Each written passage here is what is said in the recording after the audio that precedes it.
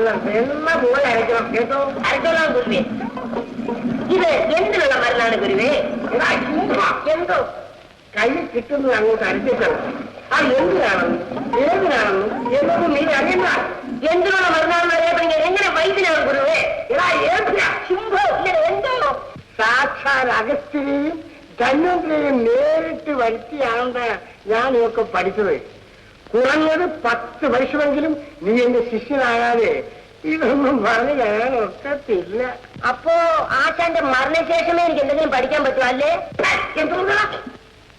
കൊട്ടാരത്തിൽ കുതിരയ്ക്ക് വെച്ച് നൽകാൻ നിന്നെ എന്റെ ശിഷ്യനാക്കി നടത്തിട്ട് ഇവിടെ കിടന്ന് മരുന്ന് അരച്ചരച്ച് മരിക്കുന്നതിനേക്കാളും അവിടെ കുതിരയെ തേച്ച് മരിക്കാമായിരുന്നു. ഗുരുത്വ ദോഷം വരാതാ.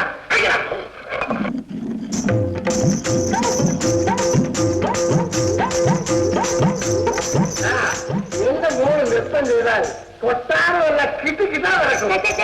ഭൂമിയിലൊക്കെ ഉണ്ടാവും മോളാവുന്നത്.